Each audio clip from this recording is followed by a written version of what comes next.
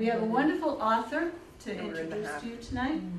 This is NealSanders, and he has written 1, 2, 3, 4, 5, 6 books already. And 2/3. 6 and 2/3. Okay. That's Neal's wife, Betty Sanders. Okay. She is a gardener extraordinaire. He is an undergardener. You can go to his blog, Undergardener, at blogspot.com. Principal undergardener. Principal. Oh, yes, he is the principal undergardener, which I will does explain. give a little lift to it. Principal undergardener. Better than chief manure spreader or something? It's related. He doesn't just do holes. He puts things in holes, under direction. And Neal has written some books that relate to Betty's and his skills in gardening, and 3 of his gardening titles are on the back table. And I understand he has a 4th title coming out, 2/3 of the way done. And Neal is blessed in having a wonderful illustrator for some of the covers in his book, and she is our Georgetownite, Lynn LaValle, Lynn Schulte as an artist. Schulte as an artist. Schulte is her artist name. LaValle is my honored married name. Taxpayer honor, her Yes. taxpayer name. She has illustrated Murder in the Garden Club, That's correct. and also she Murder has for a Worthy illustrated Cause. Murder for a Worthy Cause, I'll give you and she is going to illustrate a 3rd copy for, a 3rd title for These two. So these 2 books are illustrations that Lynn did. Right, Lynn. And Neal was lucky enough to find. It's the people are going through. They are? Yep, at home. Oh, not these paintings. No, that, but your paintings. My paintings are upstairs in the library, and they'll be up there for another month. What is here is the Pink Chair Project, which is a project, a memorial show and love story about my mother. And every painting has a story with it, which is posted with the paintings. So it's different information up And there. she's thinking about. Yeah, I'm turning thinking them of into a book. been thinking of putting them in a book, but it's like it's always on the back burner. So, Yes. but I really need to do that. There's books in this here group. Yeah, There are books in this here group. yeah. All right, so we're going to get started. Neal, you can take over. Thank you. I intend to Thank you. try to do something along that lines. I am NealSanders, and tonight I'm going to tell you a little bit about how books come to be and also where inspiration comes from them. And we're going to talk about, well, the subject is gardening. So, before I...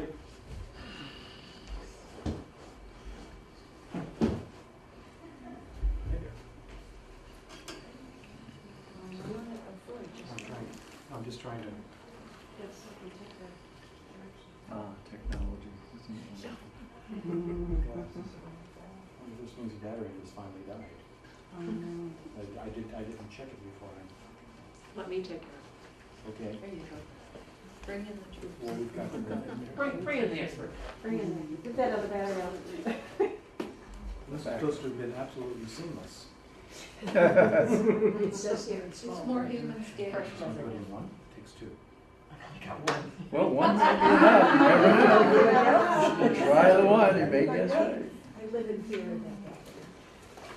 That's to put it into. You can always stand there and push the button. I think if you saw 2 of them in there, one of them escaped. Try. I just did. Then you're gonna stand on this side and do it the old-fashioned way. Hit the button. Oh, is it in the wrong switches? That's my problem. Let's see. Let's try that and see what happens. Okay. Nay. Okay, it's not lighting up either. Wait, okay, try that one. Try for yourself. Go ahead, start the old-fashioned way. I'm gonna beat it into submission. Okay, fair enough. Oh, funny. Yeah, we have a battery. We'll take care of it. Okay, Just go fair ahead. enough, that's fine. Okay, very good. Well, I'm going to start with a word of caution. I've given this the first time I ever gave this presentation was down on the South Shore. It was about a year ago. And it's supposed to be a funny presentation, but there was a woman who was sitting in this front row right here. And as I gave the talk, the look on her face, which had gone from, started getting, she started getting this worried look on her face, and by the end of the evening, the look on her face was one of sheer horror. So what I'm going to tell you is this. It is that the views which you're going to be hearing expressed this evening are not necessarily those about, well, not necessarily representative of those of every gardener's spouse. Okay? I am the spouse of a gardener, and that's what this talk is about. But the main thing you want to know is that for most of the time, when a guy is out there helping you in the garden and he's not speaking, he's thinking about golf. So with that as prologue, let me go ahead and continue then. I spent 35 years out there in the corporate world. Is that you, Neil? Not even in my dreams. But I was in the world, I was in the corporate world, and I did a bunch of stuff that would put you to sleep if I actually told you what it was that I did. But throughout all this time, I had this monkey on my back. And the monkey on my back was simply this, that what I wanted to be was a writer. And so after 35 years, I was actually able to walk away from the business world and turn my attention to writing, which left me with a simple problem of what is it exactly I'm going to write about. And I had a secret weapon in all of this, and the secret weapon is that I am married to a gardener. I'm not just simply married to a gardener, I am married to a gardener who has a very, very large garden. This is our garden. It is 2 acres in Medfield. It is a thing. See, I'm not too bad. It's absolutely Give you it's half a a wonderful chance. thing. And wow, it takes a lot of work. And the thing is that my role in this garden is that I dig holes and I move rocks. that is where I come into all of this. So, but again, being married to Betty, we've had an opportunity to go off and see a great many gardens in order to learn about them. There's no better place to go than is to go to England. And this is one of the great estates out in the Cotswolds, which you're probably familiar with. And when you go to these estates, you suddenly learn about the English idea of gardening. And the simple idea is that there is a garden hierarchy. And in the garden hierarchy, the first thing you come across is the head gardener, who is this erudite individual, very well spoken, has sort of the Oxfordian accent, and walks with his walking staff dressed in various shades of green. And he has working for him a group of undergardeners, who are the people who move the rocks and dig the holes. But what I discovered as I was talking with the head gardeners, sometimes there would be one person among him, typically the oldest and the one who had been on the estate his entire life, whom the head gardener listened to. And so he would say, old Ned, where do you think we ought to think about putting this particular ewe? And old Ned would be able to draw upon his roll of knowledge in order to come up with an answer to it. And I said, that's the person that I want to be. And so I gave myself a title called which is also the title of the blog that I write, and it's sort of the way I view myself as life. Now, my title is the principal undergardener, but let's be clear, my job has not changed. It is still to move rocks and dig holes. But along the way and in the process of doing this, what has happened is that I've come up with some great ideas. I've heard a lot of really good stories, and I think I've been able to get a couple of pretty good books out of it. But I've also come up with a great set of observations about the world of gardening, which is really what I want to share with you this evening. Let's start with one. I call it the rule of 3. Okay? If you've ever heard of the rule of 3, after this evening you'll know all about it. The rule of 3 is very simple, and that is that in a garden, the introduction of one plant into the garden requires the digging of at least 3 holes. Let me give you, for instance, this is our garden. Now, the thing you will notice about it more than anything else is it's full. There is no place else left to put plants. But that doesn't stop my wife from going out There's a and going. space. Space there. Famous It's land. over the septic tanks. There's a species for that. Thank you. Last year, my wife went out and she went to a garden center and she saw a new species of Itea, Itea virginica, called Little Henry. It has a very long bloom cycle. It has fabulous fall color associated with it. The coppery leaves exist long into the winter time. It's a marvelous plant, and she said, I must have this. And so she brought it home. Now, She would walk the entire garden looking for a place where little Henry ought to go, and decided that the ideal place for it would be out in the very front of our property, out where we have a shrub bed, which is the thing you see there. So it's absolutely wonderful. But the problem is the shrub bed is also full. So what she does is she walks through and she looks for the weak link in the bed. And she finally found it in the form of a baptisia, the false indigo, which has a very sort of brief bloom period, just a week or two, and certainly whereas Itea blooms all summer long. And also it's a plant that either wants to have shade or else it wants to have access to a lot of water. And this baptisia was not getting either one of them. So this is what we did. We went ahead and we dug a hole. This is hole number 1. Out, I dig a hole, up comes the baptisia, in goes Itea Little Henry. And for most people in most gardens, that would be the end of the story. That's it. Okay, fine, one plant out, another plant in, but not in our garden. Because she now goes out and walks the garden again and is looking for another candidate. And what does she find? She finds Aaron's beard, otherwise known as Hypericum. It's a great plant, but it's basically it's a ground cover. It's growing about 6 inches off the ground. And what are you going to do with it? Because you really can't see it unless you're right on top of it. And the neat thing is that this particular area where this was planted, we have neighbors who are idiots, and they have sprinklers that they've never adjusted. And so this particular area, we never water our garden, but this one is getting really well watered, and so the Hypericum was getting well watered and was thriving. So the baptisia will do the same. So what we do is we dig out hole number 2, and we go ahead and we take out the Hypericum, and we put in the baptisias. Now 2 plants at home, you have the Hypericum left over, and within most stores you say, okay, fine, we're going to toss it into the compost pile. That'll be the end of it. But no, at our home, it goes into a transplant bed, where every May there is a sale for the garden club, and as a result, this is what I do: is I dig a 3rd hole in order to go ahead and put the Aaron's beard into that, so that it can wait being sold next year. So that is in base. That is the rule of 3: 1 new plant, 3 holes. Now, there's a corollary to that, which I call the Looks rule like of they'd rock. make at least 3 plants for that plant. So there's a lot there. And you could put them in the plastic pot ahead of time, and sometimes kind of short Yes, it cycle. may survive better there than Why are you Sunday. trying to make more work for me? We also have what we call, this is the corollary to the rule of 3, it's called the rule of the rock. And that is, at least in our garden, and pretty well anywhere in New England, if you put your shovel into the ground, you're going to come up with a rock. But the rule of the rock is this, is that the more certain that you are that you want the plant to go here, the bigger the rock is. So, see this wall back along here? That is 120 feet long. That wall did not exist when we moved into the house. That wall came about as a result of my digging holes to put plants into it. So that is the rule of rock and the rule of 3. Now you're getting an idea of where we're going with this. So let's talk about the cascade effect. Cascade effect is simply, I boil it down to a couple of words. There's no such thing in the garden as doing just one thing. You can't just go plant something. Okay? Betty's favorite place is Weston Nurseries. Weston, yeah. Okay, right. That's nice. She goes out there and she is under their spell. Okay?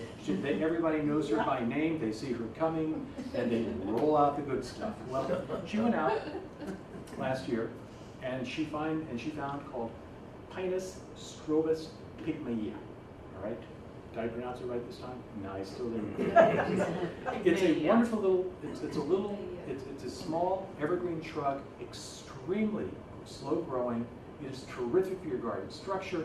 And we decided it would be perfect for our inner sidewalk bed. So this was going to be the new home of Pinus, or just called Big Blue Pine.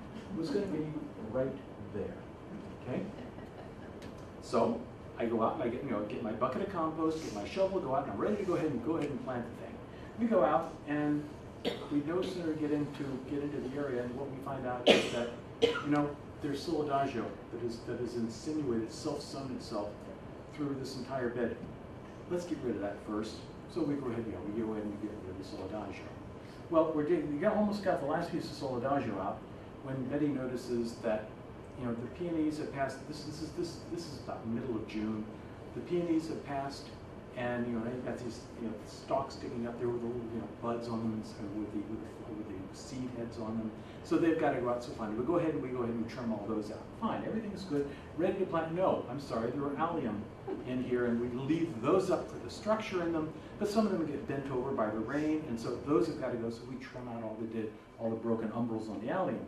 Now we're ready to plant. No, we're not, because the bearded iris in the bed also, fine, you know, they've long since passed bloom, and they're just sitting there, and you can't do that because now you're, instead of putting energy into the plants, it's trying to create seeds. You never want to do that. So we cut back the allium, and then we find out that this columbine has already passed its bloom, and if you let your columbine go to seed, you're going to have a gazillion columbine left sitting there in your garden. You don't possibly want that. So I'm trimming back all of those, and then we find out that, oh my gosh, the eupatorium chocolate has got ferns growing in it, and that's no good, because that's going to make, but you can't let that possibly get away with something like that. So fine, so we take the ferns out of the eupatorium, and fine, we're ready to go ahead and plant when we discover that, you know, the salvia just finished blooming. We got to trim it back to that next four-leaf nodule down there in order to get the bloom for the end of summer. So we go ahead and we do that.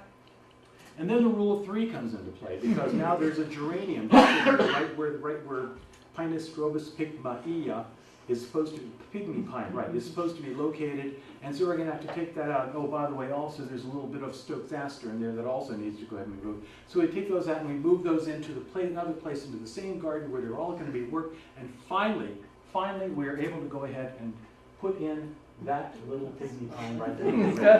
All that work for that one little thing, and in order to plant that, all we had to do was pull out the sodagio, peonies, umbrals, bearded iris, columbine, eupatorium, salvia, and of course, moving out the geraniums and the Stokes-aster. This is the cascade effect. Okay, move on to a different subject here. Internet gardening advice. We all use the internet because we need to get answers to questions. And what I've discovered is simply this, is that when it comes to gardening, the exotic bad advice on the internet drives out the good advice because the good advice turns out to be boring. Let me give you a prime example of this. Anybody remember June? Wouldn't stop raining. It was a banner year for rain, 13.45 inches. Is measured at the airport, and I think the North Shore got another 5 inches on top of that. Okay. Well, it was a banner year for rain. Because it was a banner year for rain, it was also a banner year for slugs. That's what we had. This is what we had growing all over our. We had them all over everything. It was absolutely awful, and we said, Arians distinctus. Okay? Let me give you some fascinating slug facts. Okay? First thing is, slugs are hermaphrodites. You don't need a male and a female. You just need, you know, any 2 slugs that can get together and, you know, do rock, scissors, paper to make whoopee and go out and lay eggs and all that sort of stuff. That's all that's needed. Second, slug eggs can sit around for years. Okay, so that's why you're supposed to take the topsoil off of pots and things like that. The other thing is that slug eggs look just like osmongote. Here's osmongote and here's slug eggs. In fact, we have a good friend who lives down in Brockton, whatever town that is, okay, Bridgewater. She's a great hosta expert in the world, and she's walking outside in her garden one day, and she's saying, boy, that osmongote sure is lasting a long time. Then they had a big rainstorm, they know she had slugs in it, and she's out of her mind and all this. So, yeah, slug eggs look just like osmongote. But finally, also, slugs are cannibals. If a slug runs out of other things to eat, it will look around another slug and say, lunch. So, with that in mind, let me tell you about, we decided we've got to go ahead and get rid of the slugs that are permeating our garden. So we decided, let's go ahead and let's see if we can do this, you know, organically. We go to the big box store and we go out and we find anything that says, hey, this kills slugs. It sounds really good. But the only problem is that what you're looking at there on the slug box, you got to read the little fine print down below, because when you do, you find out that it contains methaldehyde and methyl, which are 2 of the more dangerous chemicals for birds, dogs, ladybugs, earthworms. It will kill them. So yeah, it'll kill slugs and also kill everything else in your garden. Don't use them. We wanted an organic solution, so we went to the internet. And so when I went ahead and I plugged, you know, how to kill slugs into Google, I got 5,070,000 results, and I got them in only a quarter of a second. Now, a lot of advice out there. So, okay, we start looking at sort of ranking down of, what's going to work for it. And the first thing we discovered is lava rock. Slugs, if they try and crawl over lava rocks, tears out their little bellies, and it's all horrible. They sit there, you hear them gasping and screaming and all that kind of stuff. But this is Massachusetts. There are not a lot of volcanoes in Massachusetts. Maybe this is great advice in Hawaii, but it is not good advice for us. So we decided no, lava rock, unless we wanted to import a mountain, but we weren't going to do that. So we look further. Next thing we find out is that, are you ready for this? Okay, slugs live in mortal fear of dryer lint. Who knew? Interesting fact, yeah. But when you read into a little bit further down, the people who are promoting this are so enthusiastic. They're saying, to really make it work, what you need to do is you have to add vinegar to your final rinse. So you get rid of your slugs, and your clothes smell like a garden salad. No, that's not exactly what we do. That's not what we have in mind. So quackgrass, okay? There is an entire fraternity out there of people who think that quackgrass is the solution to slugs. And in fact it is. Yes, it's got something inside it which messes with a slug's central nervous systems and drives them crazy before it kills them. Now, this turned out, we thought, yeah, maybe this is a solution. And in fact, this solution is so prevalent that I even found a recipe for quackgrass cake, which includes corn bran, powdered milk, cornstarch, beer, dried quackgrass, put it through a meat grinder, spread it out, and it's all going to work out just fine. I said, hey, this is good. But Betty says, wait a second, why don't you Google quackgrass just to see what we come up with? And when you Google quackgrass, the number one question you get is, how do you get rid of this stuff? This is an incredibly invasive plant, and once it gets into your garden, the only way to get rid of it is to have a forest fire. Okay? So we said, no, we're not going to do that. We're not going to use quackgrass. Forget that notion. So maybe what we really need are Rhode Island Reds, because Rhode Island Reds, their favorite food is slugs. Do you bring the plants to the Rhode Island Reds, or do you just let them run rampant through your lawn? And we couldn't quite figure out the answer to that, but whichever one it wasn't maybe quite what it was we had in mind. And besides, when you investigated further, it wasn't just Rhode Island Reds, it's also blackbirds, crays, brutes, ducks, seagulls, starlings, thrushes, all of which we try and attract to our lawn, except for the seagulls. And we still have the slugs. So, maybe the problem was that we actually, I should say this at the outset, my wife is a chemist by training. Maybe it was time to actually look and see better living through chemistry.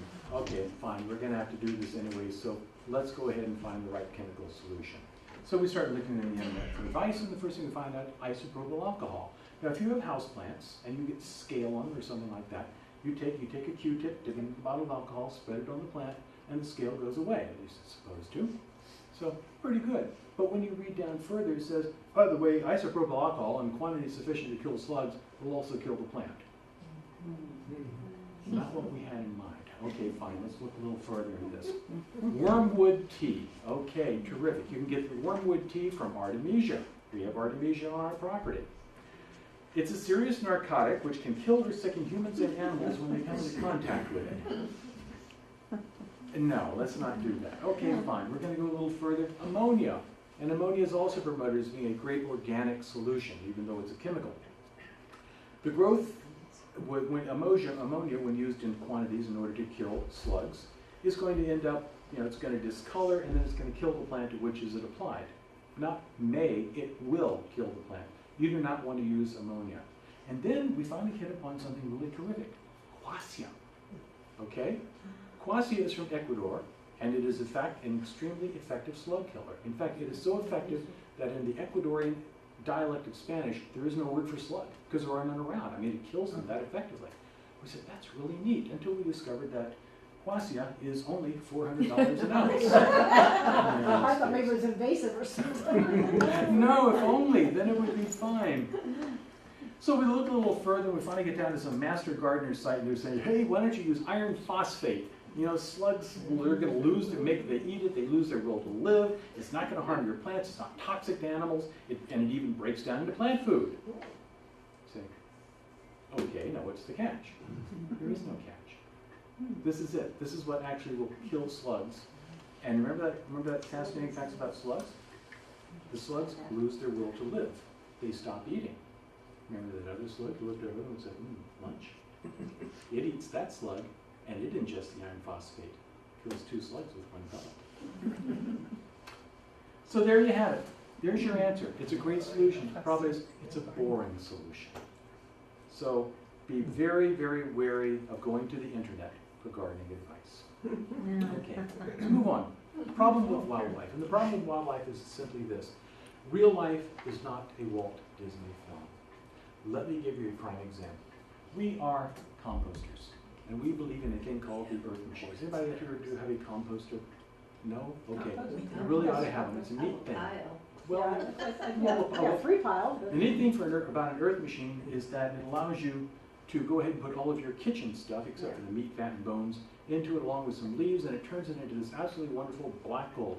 Composters are absolutely marvelous. We believe in them. We believe in them so much that we have placed, from out of our driveway, in a town of 10,000 people, 700 composters. We've even gotten the Massachusetts Horticultural Society into the business of selling composters. That is how much we believe in them. Okay? We believe in them so much that we have put a couple in schools where, of course, they get used in the children's garden. And so all the third graders or second or third graders go out there and work in the garden. They put their stuff in the compost, and then they go home and say, Mommy and Daddy, we got to have our own composter. And so they become proselytizers for it. And so it's absolutely wonderful. And it's, we believed in it so very much until one moment, just before Thanksgiving last year, when I went out one morning and I discovered that a hole had been chewed in the bottom of the composter. And there was a little trail of stuff coming out of the composter, which said to me that something was gnawing in. So I thought, hey, I can solve this problem, so I came up with a solution to it. And the solution was very simple. I took a metal pot, put it over the hole, put a brick behind it. So what would happen is the squirrel, which was likely what it was, would crawl back into it, get itself inside this metal cage, and pound its little fists against the metal thing, unable to go any farther. He said, fine, it's terrific, absolutely wonderful. And then, 2 nights later, came the coordinated midnight assault. Twin holes, either side of it. Obviously, the squirrels were working as a gang. I said, okay, I can solve with this, except that I started getting mad, And the thing that comes, the figure that's coming in my head is the old, Daffy Duck thing that says, of course this means war. So I said, okay, fine, we're going to do this, and we're going to do it right, and if we end up hurting a couple of squirrels, so be it. So I came up with a solution. Hardware cloth inside the composter, little barbs of things sticking out around outside of it, and so that's going to work, absolutely. And it sure really did work for about 6 months. And then the squirrels came back, and what did they do? They started crawling their way to it, and this is what our composter looked like at noon today. So again, wildlife life is not Walt Disney. We have a composter, and the little place where the lock goes, if that's open, Yeah. so we have yellow jackets have taken over. It makes a great yellow jacket. I'm not sure that's a good solution. Keep squirrels in. Okay. Well, let's move on. Let's talk about the economics of gardening. I spent my career in corporate finance. All right, so I'm going to be guilty of Don't worry, I have to leave. I am enjoying it. Watch it on TV. I'm gonna get the top Okay. It's a polite audience. When you go in and you start gardening, the thing you have to keep in mind is you're in it for the fun.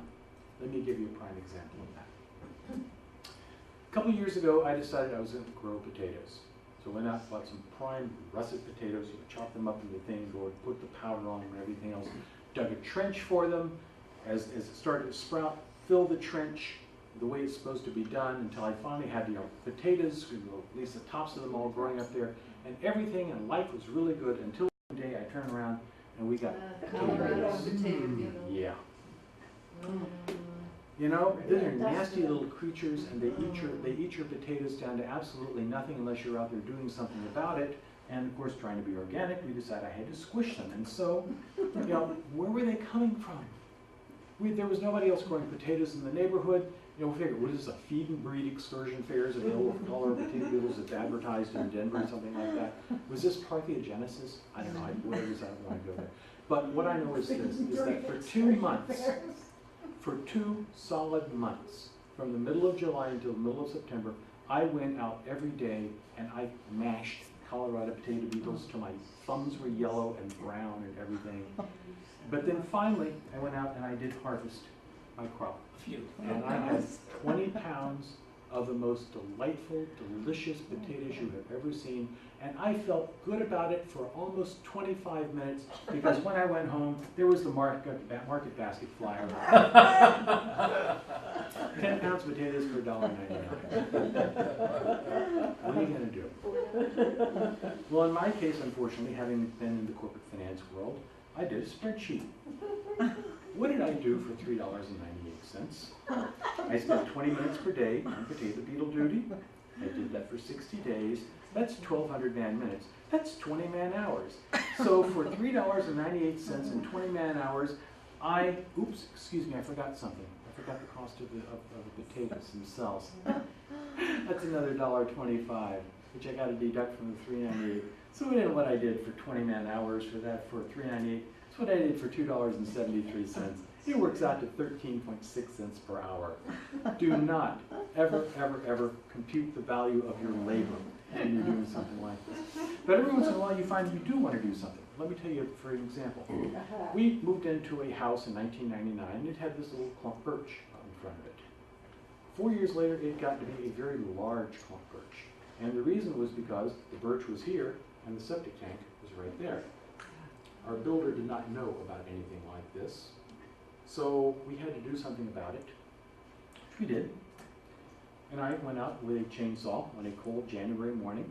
Zzz, and in something like 2 hours, I had removed all this to a stump. So the next thing we do is, well, now this is in that same inner sidewalk that you see where all those plants are growing. And so we call in somebody in order to go ahead and get the stump grinder, and the first thing he says, we're going to have to put the stump grinder right in the middle of this, and it's going to mess up a whole part of this bed. And we said, no, we can't do that. So I had a perfect solution to this. Hey, I'm going to put in a sundial right there on top of the stump. Idea did not fly. So instead, I went out, and for a period of 6 weeks, I went out and several times a week, I would spend a couple of hours with a chainsaw and with an axe and with a wedge, and I would work on getting that stump out. Until finally, that is me, that is the hole where the stump had been, got rid of it, did not disturb any of the other plants around it. We got exactly what we want. Got the bed that looks absolutely marvelous. You can't really put a price on that. But call it priceless if you must. It certainly does end up looking good. But we also had a Norway maple out in front of our house. At least we thought we had one. Then when we got new neighbors, they resurveyed the land and found we had 2 Norway maples. Norway maples are bad plants. If you got them, get rid of them. They are invasive species. They don't do the environment any good. And besides, they're prone to cracking and falling. And so the next thing you know is you got stuff falling all over your property.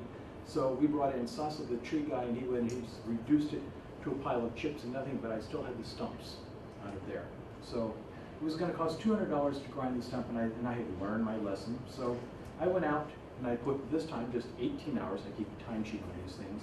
So this one worked out to be $11.11 an hour. Sometimes, yeah, the price can work out to be a pretty good thing. So not that I'm counting, but yep, sometimes these things do pay off. I'm going to leave you with a thing I call the garden bench conundrum. And it's very simply this. We have beautiful benches around our property. We have 3 of them. They are absolutely glorious. They're wonderful. They're marvelous. And the problem with them is simply this. It's that I have never sat in any of them. Not at all this year. Not at all last year. And I think it's because, I never have time. Never have time to do anything like that. Well, I don't think it's just me. I'm not alone. We have a friend who is one of these Guns N' Locker landscapers who lives down in Falmouth, and he does $1 million landscapes, and he has his own property, which is a showcase for the work that he does. And he has not just one sitting area; he has 4 of them scattered around his property. And so I go and I say, Paul, what do you do? How do you come home at night? How do you choose which one of these places you're going to go to? He says, are you out of your ever-loving mind? What I want is a cold bottle of beer, and I simply want to unwind for the day. Never go out to any of these. They're for my customers. Well, what are the benches for? Okay? Are they visual destination points? Are they simply there to be looked at? Are they for that tantalizing someday? Are they there so that other people can enjoy them instead of you? I think I finally found the answer to that. I ran the Boston Flower and Garden Show at Masswork Park for 3 years, and each year my wife designed an absolutely fabulous exhibit for the Massachusetts Horticultural Society. And last year, she put together this great 2,000 square foot exhibit, which included this wonderful trellis you see here, and included the bench you see there, and that bench came from our own property. We finally got like 8,000 people to sit in it. So yeah, so that's what it's there. It's there for other people to enjoy, and sometimes that's absolutely just fine. Well, having told you all about gardening, I'll let me tell you a little bit more about books, which I think is what you really came to hear about anyway. I call this part of the talk, gardening is a mystery, or maybe it's vice versa. But rather than trying to tell you about every single thing I've ever written, I want to focus just in on one book and tell you about how it came about. And the story, of course, is the Garden Club Gang. And if I were to synopsize it, it's a story about 4 women who do something which is extremely unladylike. Okay? So where did the idea come from? The genesis of the story was something that Betty told me she got from her garden club. And it was about the fact that an elderly woman had gone into our local CVS in order to pick up some prints. And there were 2 teenage boys sitting at the counter, and they were busy ogling a girl, classmate, down aisle 2. And she walked up and said, "I'd like to get my prints. It'll be a few minutes." She came back 10 minutes later, "I'd like to get my prints." They're not ready yet. She sees things clearly coming out of there. 20 minutes later, they're still staring at her, elbowing one another, something like that. And so she just walked over to the printer, picked it through them until she found the 6 prints of her grandchildren. She looked around, she put them in an envelope, and she said, "These boys are oafs. They should be made to pay for their mistake." And she walked out of the store.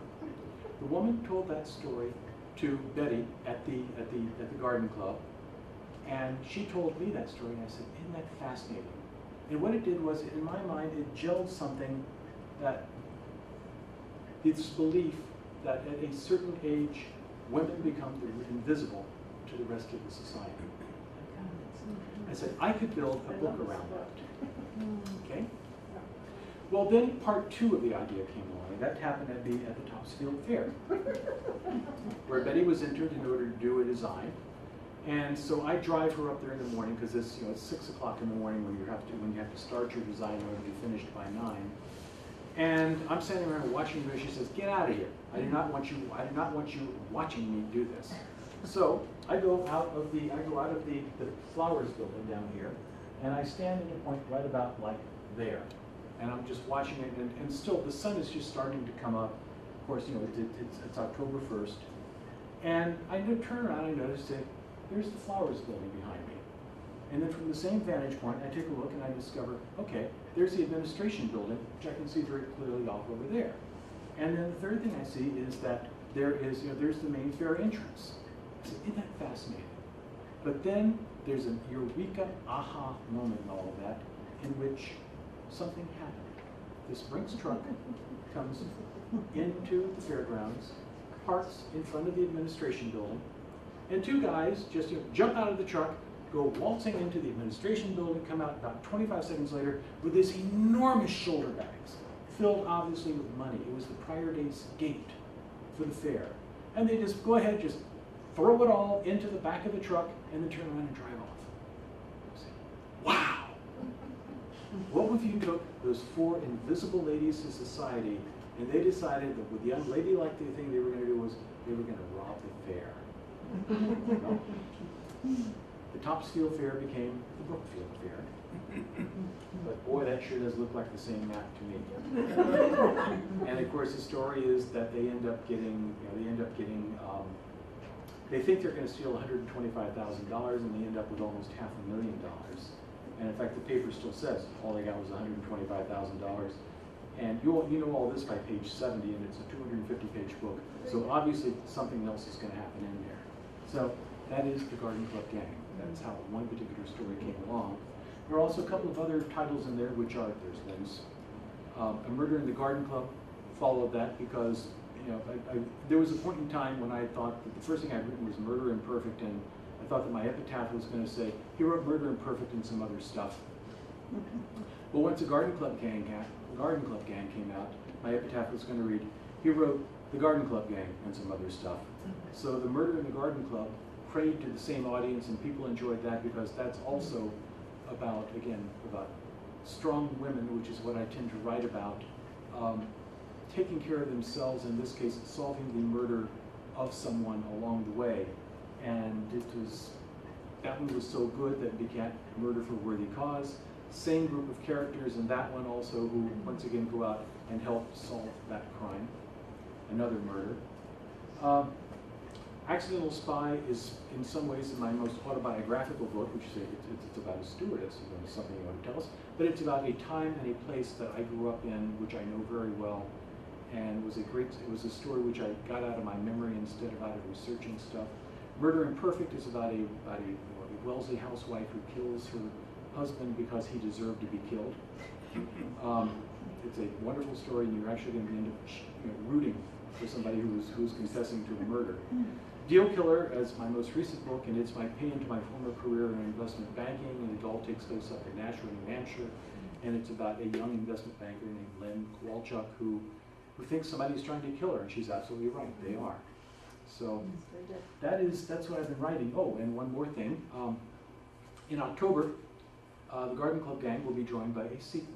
Oh, good. The ladies have proven to be so popular. Everywhere I go, they say, when are you going to bring the ladies back? And so, yep, they're coming back. And that's what I'm 55,400 words into as of this afternoon. And it took 2 years to come up with a plot that was worthy of them, but I think it's going to be a really good one. So that's me. That's my story. That's everything. If you want to read more about these, the Hardback Press is the website for my books. And if you'd like to read the funny stories that became the genesis for the first part of the talk, you'll find those on The Principal Undergardener. Other than that, if you'd like to take home one of these books, they're in the back. I invite your questions. Please ask me questions. How do I turn the lights on? Okay. Okay. We won't keep you in the dark. Yes. What do you got against state police? If you read Deal Killer, you're going to find out. You know what you find out is that All right. Deal Killer is that both the romantic interest for and the hero of the story who helps Lynn find the person who's trying to kill her is in fact a New Hampshire state trooper by the name of Lynn Bergeron. He's a great guy, and he is proof positive that I had nothing against state police in general. It's just What your Massachusetts character state. does. Oh, actually, if I were to say at this point, sometimes embarrassing things that have happened in the Massachusetts State Police hierarchy is something where Let's say he was writing one of the books when it took him 2 years to run a DNA sample on a murder. for murder down on the Cape. Yeah. And a person basically was walking free all that time because nobody bothered to do the test. And then you had the testing results, where somebody was completely, was making up results, and other things along the way. I atoned for it in Deal Killer, and Lou Bergeron, good guy. Good guy. He's New Hampshire, though. But as we all know, that's only 8 miles. Who else, please? I have Yeah. a question. Yes. Take this. Oh, with all this gardening enterprise, when do you have time to write books? That's a real good question. He likes rainy days. For 35 years, I was working, and I was working hard, and I was traveling a great deal. And as my wife tell you, I made a specialty of being out of town whenever there was a snowstorm coming, such that she would end up plowing the driveway by herself. When I retired, I found He once asked me to go to Australia with him. It's like a 30-hour flight, at least it was back then, cross country, and then the flight to. We got into Australia at 7:10 in the morning. He had a meeting in Sydney at 9 a.m. So he took his briefcase, went through customs, and left me with 24 boxes of marketing material and 3 real suitcases to get through customs and to find cabbies to get into Sydney and out of, you know. So he owes me. But in return, I have a little office carved out of our home, which is just, it's a leftover bedroom. And I sit in there and I write, and for whatever reason though, I've never seen the sign, but there's a sign outside the store's door that says, "Man available for odd jobs, inquire within." So that's how all the gardening work gets done. It's tough, but it's worked out. There was a time when Betty said she married me for better or worse, but not for lunch. But I think that sometimes she does like having me around. Except now she's the one who's never around. So, does that answer the question? Yes. Okay. Anyone else? I have a question. Your books are self-published or through a publisher? They have been self-published, yes. And your Hardington Press is your company? The Harding Press is my own imprint, yes. I went the traditional route. I had an agent very quickly after I'd written my first manuscript, and the agent loved the book, and after a year and a half had not found a publisher for it, and the problem was that I thought, I had the wrong agent. So I took another manuscript, found another agent, and she in turn shopped it. She was based in New York, she had a track record, and what she was finding was that she would send the manuscript to people whom she knew, they would read it, and instead of getting back, the 2-paragraph, receive this work, it isn't right for us, good luck placing it somewhere else. She would get back and I would see these incredible letters, 4 or 5 pages long, which dissected the book, which talked about the fact that they loved them, absolutely marvelous, loved the character development, loved the story flow. We've never heard of NealSanders. Oh. And unless NealSanders has a built-in audience for this, we are no longer in a position to be able to take chances on unknowns. So I took one of my manuscripts, Murder and Perfect, which was one that had gotten, everybody loved it, and pressed the button. It turns out it's actually very easy, as you found out, to be a self-publisher.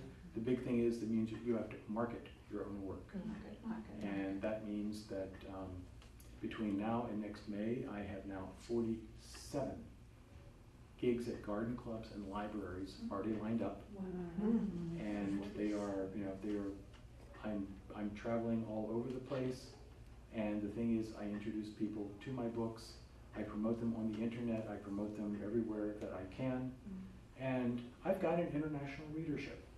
I've got people, I get reviews from people whom I've never heard of before. That's pretty neat.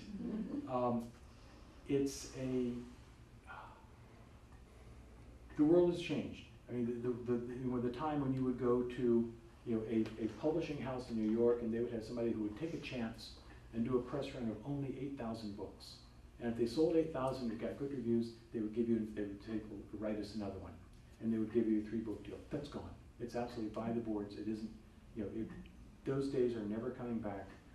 But the thing is that Amazon has leveled the playing field, because my page on Amazon looks exactly like John Grisham's page. Okay.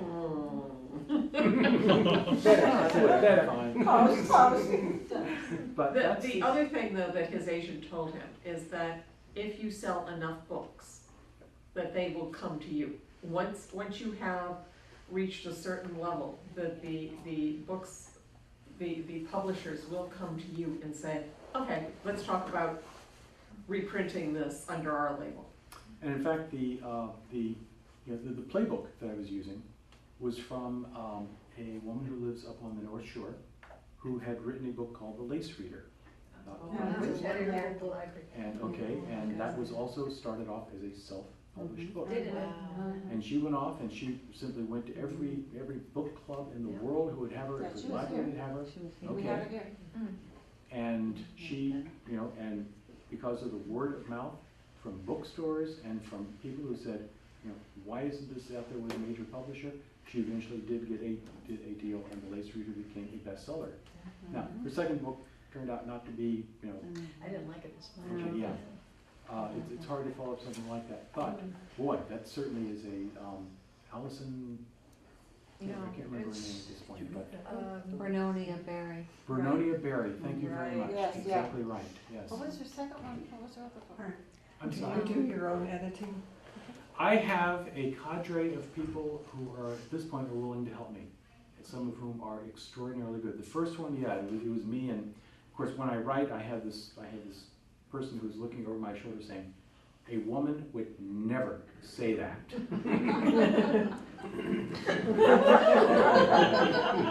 It's usually, we'd never say that way. Why aren't you doing this? And so I have a person who has been very helpful to me in that regard. But once I've got it up to the stage where I've got a manuscript, there are now people to whom I will send out manuscripts, and I will say, please take a look at this. Take a look at it. And what it is, there are people who have a history of not just saying, oh, it's wonderful, but rather saying, it's good except for. And that's what I'm really looking for. And so I get back specific comments, and then there is a wonderful lady who works for Babson College, who lives also in the town of Medfield where I live, who is the most meticulous stickler in terms of copy editing that I've ever seen. And she finds the misplaced commas and everything else that I put in there, which I completely overlook. And she sends me back, a manuscript that is, there's 15 things on every page, but I finally get a book that has been as well edited as I think any book out there gets done. Yeah, it's I nice. take it these people are not volunteers. Oh, they are volunteers, yes. Yes, they do it for the fact that you see a credit in the back of the book, and it's because they like the book, because they like what I write, and they like to be able to be a part, a part of the process. And I am thrilled. It actually goes through 3 copy checks, 3 individuals who copy check it. And it's really nice that you do that, because then you don't have a book that has typos or misused words, even though the spell checker didn't get it, but it's the incorrect word, and the grammar is, so it's right, and Yes. when there's a reader, you go through and pretty soon that doesn't make sense, okay, and that's just a mistype, but Oh, yours come I together can. well. If you want to see something, I still have a couple of copies of the very first printing of Murder Imperfect, Yeah. which I now look at and I am horrified. Yeah, as I said, Because that's I'm glad you go through that effort to Yeah. have it, because there are some things that. And of course, Just the last tonight we went to the Pub 97 for dinner, and I picked the Hawaiian burger, which it said was topped with pineapples, plural. I'm trying to visualize that. Didn't say how many. Didn't say fresh pineapple, it didn't say pineapple chunks, it said pineapples. That's okay. I love going to restaurants where they talk about the fact that they have their artesian salads. Water bubbling up It's kind of strange, I think. Yeah. But the last thing it takes is a really, really good cover illustration to sell something. And sitting there in back. Len and I bumped into one another. We were both selling our stuff at a Garden Club Federation meeting, and we had adjoining tables. And she walked over and looked at my stuff. I looked over at these really, really good things that she was doing. And I said, "Would you be interested?" And so that became, and so I went from having the dorkiest covers in the world to having at this point some of the classiest covers I've ever seen. I want to say that when Neil and I have had 3 or 4 years now, 3 or 4 meetings at least, of being near each other at those. They know to put us near each other. Well, I sell some cards and prints that are the covers. So it's nice to have that there. But when I first met Neil, he had just, I think, published your first book or second one, and you were really excited about it. And you were showing me how you had your blog, your Principal Undergardener blog, and that was referring people to your other one, and what good the blog was doing. Well, I hadn't even thought about blogs at that point. So, and then the next, when I saw him a year later, then he's showing me all the statistics and how they're growing. So, like, I've watched him that way get better, and then I've been taking all his ideas and using them in my own business as an artist. They're not copyrighted, no. The ideas are not copyrighted, no. No, the idea. No, so, but I mean, I started a blog because of you, you know, and I'm really grateful for all that kind of give and take that has helped, yeah, it's been good. So there you have it, Mutual Admiration Society. Terry, you have stood up. I'm standing under the clock. Yeah, Ah, okay. it is 8 o'clock, so we should be ending, but we do have some time. They won't throw us out until about 20 past 8, and then we'll get the thumbs rushed. Don't let the door hit you. So does anybody else have questions, comments? Do you have anything you want to throw at me? I want to recommend the books. I've read 3 of them and just absolutely love them. Well, And they we've are, read different ones. they I'm are, about to read 4 and 5. again, when I think about what it is I've written, it's, the subjects, of course, you know, cover the stages from, and Murder Imperfect is written from the point of view of a 37-year-old Wellesley Hills housewife who in the opening pages of the book says, you know, we call this a confession if you miss, but last year, June 17th specific, I murdered my husband. Did it in cold blood with malice aforethought. He says, no, second thought, let's not call it a confession because a confession implies guilt or remorse. Not remorseful, I don't feel the least bit guilty. The bastard got what was coming to him. Okay? So one of the reasons why that book was unpublishable was that, wait a second, your name is NealSanders, and this has been written in a woman's voice. And that's illegal in New York and California. It is? No, but it is well.